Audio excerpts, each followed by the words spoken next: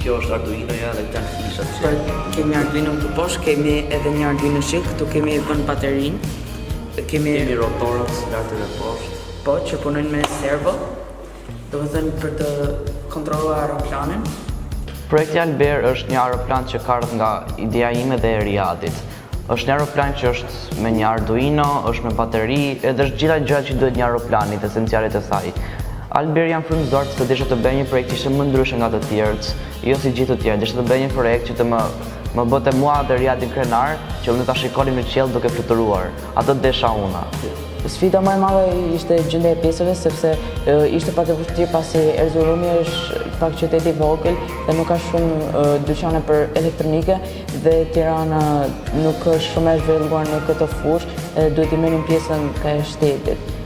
Por këtë edhe pse ishte një problem i madh, ne pas ta zgjidhëm. Më suam shumë, sepse ata me vërtet na kanë ndihmuar goxha.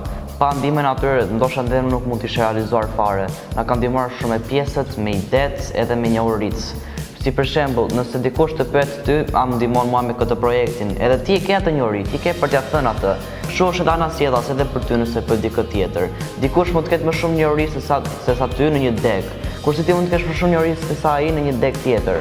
Kështu që ashtu do të jetë më mirë të bashkëpunosh me një tjetër sa ta bësh vetë. Pra, ne u përgatitëm për konkursin, do të thënë duke drejtuar një pjesë të aeroplanit në Shqipëri dhe pjesën tjetër në të Shqip, pasi nuk kishim shumë kohë të përgatiteshim tamam. Ka ndihmuar goxha dhe ka hapur shumë dyert për mua dhe Riadin. Veç për atij kontestit të parë që kam bërë në robotik, sepse kjo është hera e parë që kemi bërë kontest në robotik, më ka hapur shumë dyert edhe njohuri për këtë deg. Edhe dua të di edhe më shumë për robotikën dhe jam edhe më shumë kurioz për të ardhmen time, se si mendoj. Ne duam shumë që të marrim pjesë tek Teknofesti, sepse e shohim si një konkurrencë më e madhe dhe mundemi të takojmë njerëz shumë më të avancuar tek fusha që ne po konkurrojmë dhe e shohim si një mundësi që të rimodelojmë aeroplanin tonë dhe ta bëjmë më funksional dhe më të shpejt për të arritur vendin e parë.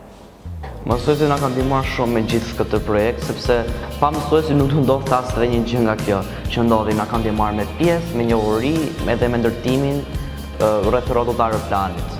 Edhe në Turqi nuk mund të na ndihmonin dot, sepse ishte projekt i pavarur midis meje dhe Riadit, por prapi do kemi marrë njohurinë që kishim marrë që nga Shqipëria edhe mund të që ta ndërtonim atë aeroplan. Shpërngjim. Edhe